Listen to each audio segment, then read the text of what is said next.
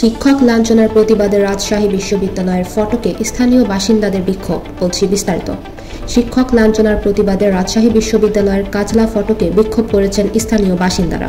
মঙ্গলবার সকালে মতিহারের সচেতন এলাকাবাসীর ব্যানারে এই কর্মসূচির আয়োজন করা হয়।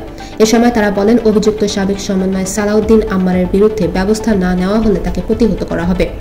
সালাউদ্দিন আম্মার বিশ্ববিদ্যালয়ের ইসলামিক স্টাডিজ বিভাগের 2021 থেকে 22 শিক্ষাবর্ষের শিক্ষার্থী। আসন্ন রাজশাহী বিশ্ববিদ্যালয় কেন্দ্রীয় ছাত্র সংসদ রাকসু নির্বাচনে তিনি জিএস স্বতন্ত্র ও সিনেটে ছাত্র প্রতিনিধি প্রার্থী হিসেবে প্রতিদ্বন্দ্বিতা করেছেন। তার বিরুদ্ধে অভিযোগ অনুসারীদের নিয়ে গত শনিবার তিনি বিশ্ববিদ্যালয়ের উপাচার্য মাইন উদ্দিন প্রক্টর অধ্যাপক মাহবুবুর রহমান ও ছাপাখানা কর্মকর্তা রবিউল ইসলামকে শারীরিকভাবে লাঞ্ছিত করেছেন। বিক্ষোভ সমাবেশে কাজলা কেডি ক্লাবের সভাপতি আব্দুল কুদ্দুস বলেন, আমরা বিশ্ববিদ্যালয় প্রশাসনকে হুঁশিয়ারি করতে চাই, আমাদের এই বিশ্ববিদ্যালয় ক্যাম্পাসে যে যা খুশি করবেন তা হবে না। আমরা এক থাকলে কি হয় তা আপনারা চট্টগ্রাম বিশ্ববিদ্যালয় দেখেছেন। আপনারা রাজশাহী বিশ্ববিদ্যালয়কে কলুষিত করলে এর দাঁত ভাঙার জবাব দেওয়া হবে।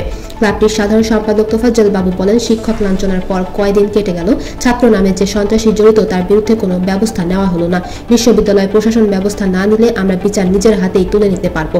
আমরা ঘুমন্ত বাঘ, আমাদের জাগাবেন না। স্থানীয় বাসিন্দা প্রকৌশলী আমজাদ আলী বলেন, শিক্ষক লাঞ্ছনার এমন ঘটনা দেখে নীরবে বসে থাকা যায় না। কর্তৃপক্ষ এ ধরনের ঘটনায় অভিযুক্ত শিক্ষার্থী বিরুদ্ধে ব্যবস্থা না নিলে আমরা ছাত্র নামধারী এই সন্ত্রাসীকে প্রতিরোধ করব। এলাকার সাবেক কাউন্সিলর আশরাফুল ইসলামও এই ঘটনার তদন্ত ও দোষীদের শাস্তি দাবি করেন।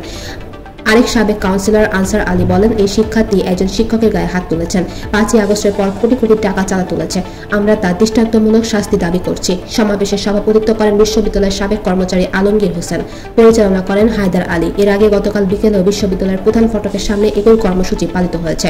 মঙ্গলবার বিকেলেও বিনোদপুর বাজারে তাদের কর্মসূচি আছে। এ বিষয়ে জানতে চাইলে সালাউদ্দিন আম্মার জানান, এটি বিশ্ববিদ্যালয়ের অভ্যন্তরীণ ব্যাপার।